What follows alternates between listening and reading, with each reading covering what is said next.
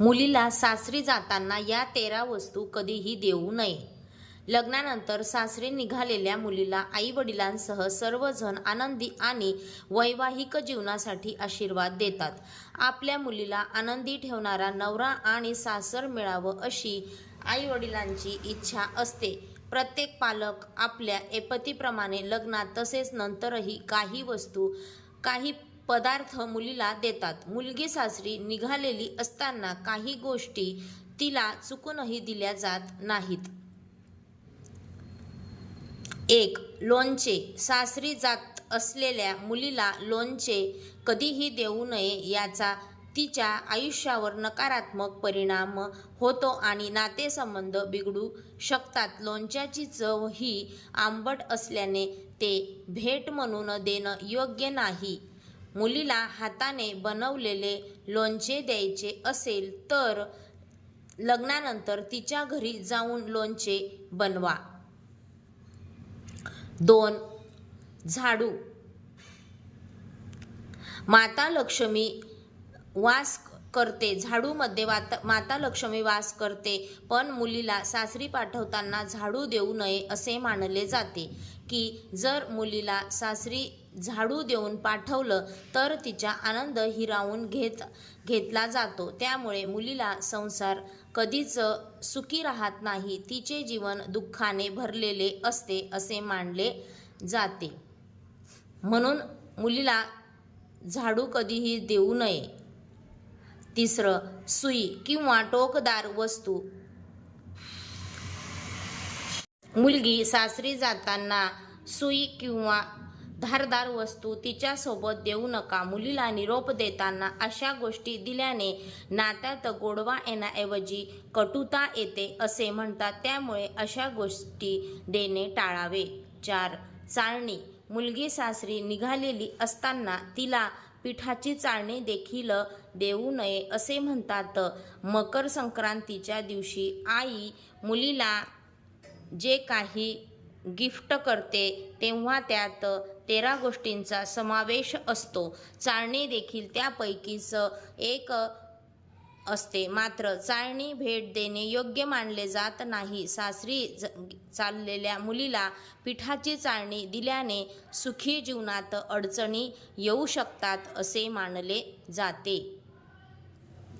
त्याचप्रमाणे 5वी वस्तू म्हणजे कुलूप.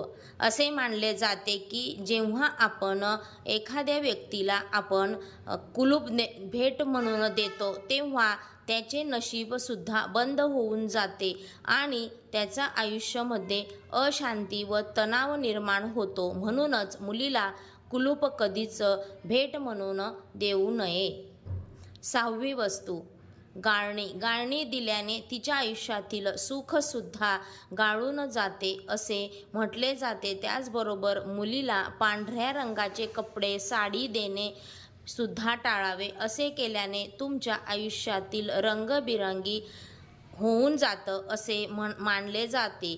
तर हे होते काही वस्तू जे आपण मुलीला त्यांच्या आयुष्याबद्दल नाव घ्यायला पाहिजे. 7. तिखट मसाला चटणी. बऱ्याच घरात तिखट मसाला चटणी 1 वर्षाचा केला जातो आणि मग प्रत्येक आईला वाटत असतं की आपल्या मुलीलाही द्यावं, पण असे करू नका. यामुळे काय होते की कितीही नाही म्हटला तरीही या ना त्या कारणाने नात्यात दुरावा निर्माण होतो. नात्यातही तिखट मिरची पडते आणि अगदी गरजच पडली तर त्या बदल्यात मुलीकडून थोडे पैसे स्वरूपात किंवा वस्तू स्वरूपात काहीतरी घ्या आणि थोडासा गोड पदार्थ घ्या. अगदी चिमूटभर साखर घेतली तरीही चालेल. त्यामुळे नात्यात गोडवा निर्माण होतो. 8. तांबडा भोपळा. प्रत्येक मुलीला आईला वाटत असते की आपल्या मुलीला काही ना काही द्यावे आणि वरील वस्तू बरोबर तांबडा भोपळा देखील येतो. हा भोपळ्याचे घागरे घाऱ्या करतात. हा पदार्थ गोड असला तरीही हा जो भोपळा आहे त्याला थोडासा धक्का लागला तरी तो फुटतो. तरच काही असे आहे की नात्याला धक्का लागेल असे लागेल असे करणार सुद्धा नाही. म्हणून भोपळा कधीही मुलीला देऊ नका. 9. कांदा आणि लसूण. कांदा लसूण ऐकायला आपल्याला आश्चर्य वाटते, पण हे खरे आहे. कधीही मुलीला कांदा लसूण देऊ नये. राहू केतू या 2 राक्षसांनी देवांचे रूप धारण केले आणि ते अमृत प्यायले. यानंतर भगवान विष्णूंनी दोघांना शिक्षा म्हणून सुदर्शन चक्राने त्यांचे 2 भाग केले.